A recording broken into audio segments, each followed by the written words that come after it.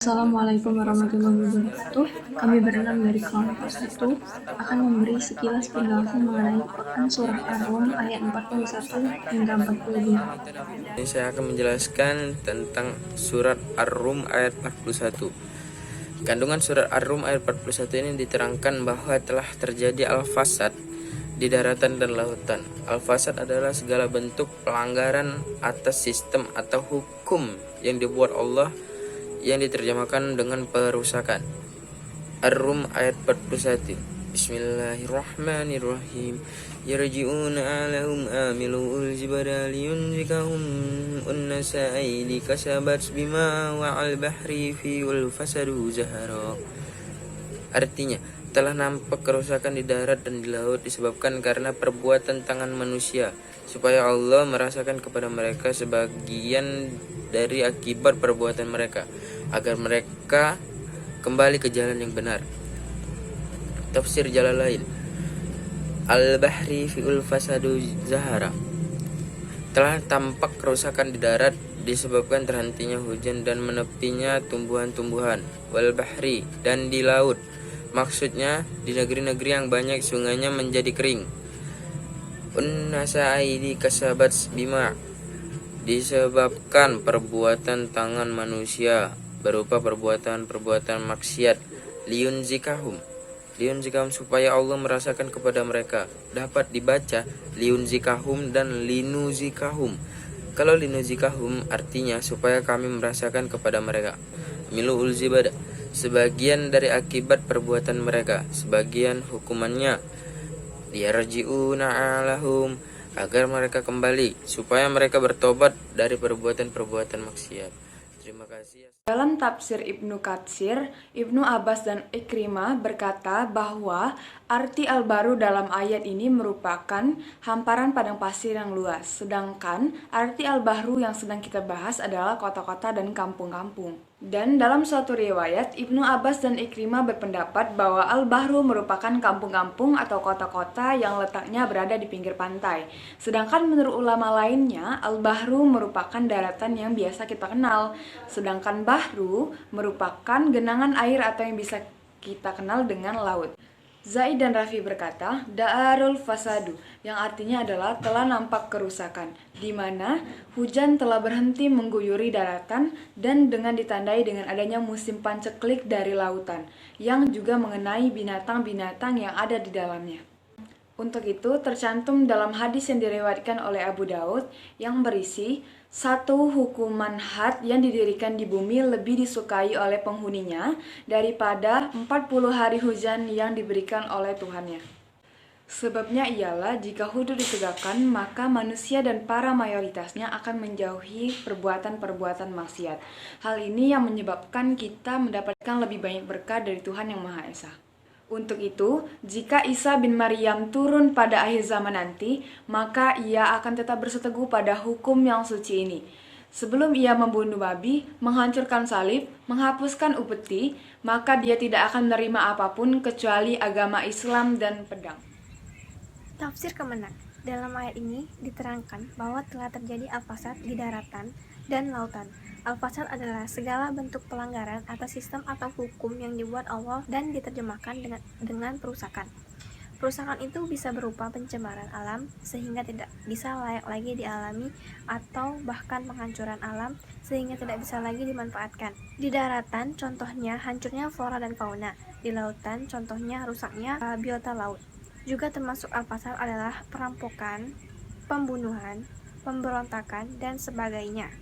Perusakan itu terjadi akibat perilaku manusia, misalnya eksfoliasi alam yang berlebih, peperangan, percobaan pembunuhan, dan sebagainya.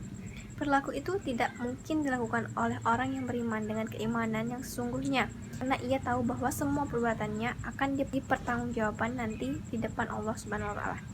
Dalam ayat ini, Allah menegaskan bahwa tidak seluruh akibat buruk perusakan alam itu dirusakkan oleh manusia, tetapi sebagiannya saja. Sebagian akibat buruk lainnya telah diatasi Allah, diantaranya dengan menyediakan sistem dalam alam yang dapat menetralisir atau memulihkan kerusakan alam. Hal ini berarti Allah sayang kepada manusia. Seandainya Allah tidak sayang kepada manusia dan tidak menyediakan sistem alam untuk memulihkannya kerusakan, maka pasti manusia akan merasakan seluruh akibat perbuatan jahatnya. Seluruh alam ini akan rusak, manusia tidak akan bisa lagi menghuni atau memanfaatkannya, sehingga mereka pun akan hancur. Allah berfirman, dan sekiranya Allah menghukum manusia disebabkan apa yang telah mereka perbuat, niscaya Dia tidak akan menyisakan satupun makhluk yang bergerak bernyawa di bumi ini, tetapi Dia menangguhkan hukumannya sampai waktu yang sudah ditentukan.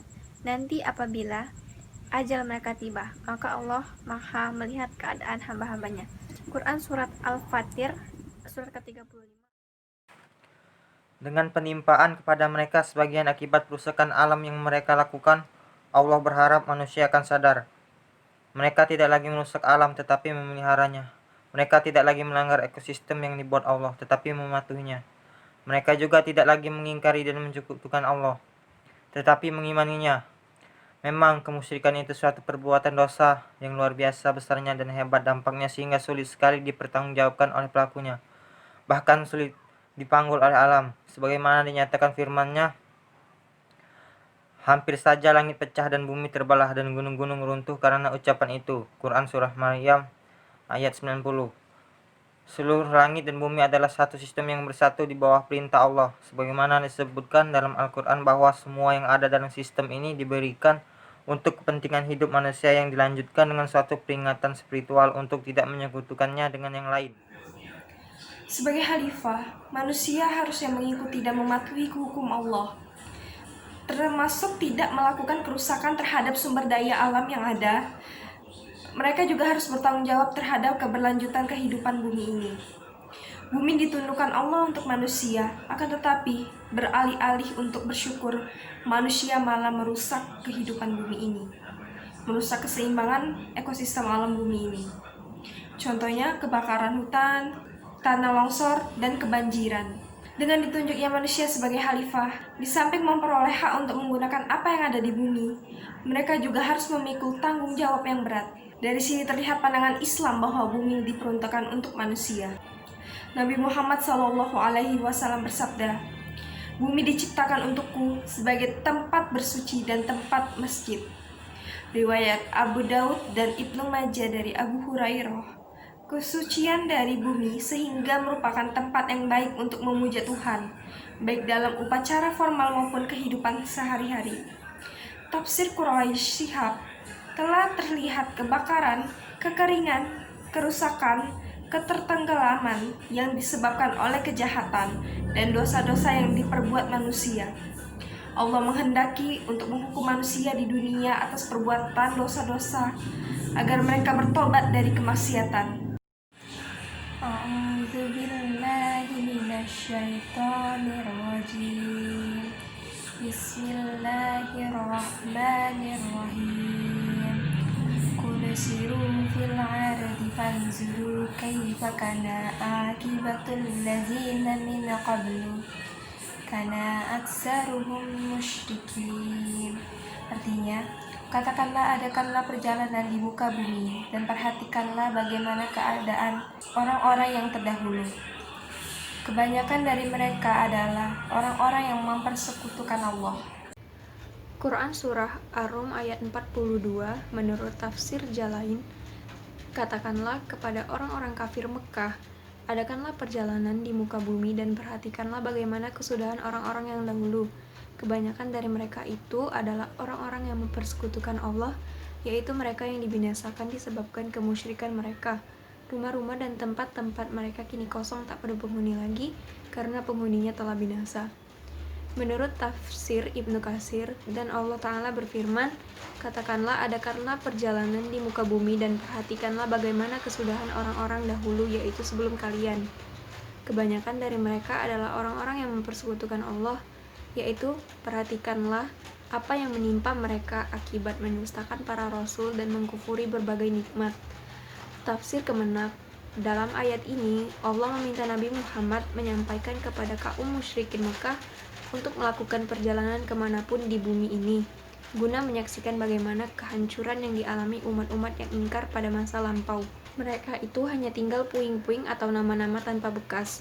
Hal itu hendaknya dijadikan pelajaran bagi mereka bahwa Allah dapat saja membinasakan mereka bila tetap kafir.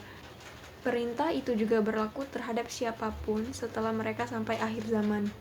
Bila mereka ragu terhadap kebenaran Islam, silakan mereka menyaksikan dengan mata kepala sendiri puing-puing itu atau meneliti peninggalan-peninggalan sejarah mereka. Umat-umat itu binasa karena keingkaran kepada Allah dan berbuat onar terhadap sesama manusia dan lingkungan. Kehancuran itu adalah akibat dampak buruk perbuatan mereka sendiri. Menurut tafsir Quraisy Shihab, katakanlah wahai Nabi kepada orang-orang musyrik, berjalanlah di seluruh penjuru bumi, lalu lihatlah bagaimana kesudahan orang-orang sebelum kalian. Niscaya kalian akan melihat bahwa Allah membinasakan dan menghancurkan rumah-rumah mereka karena kebanyakan dari mereka adalah orang-orang yang musyrik seperti kalian. Sekian pemaparan materi dari kelompok kami. Apabila terdapat kesalahan, kami mohon maaf, dan kepada Allah kami mohon ampun. Wassalamualaikum warahmatullahi wabarakatuh.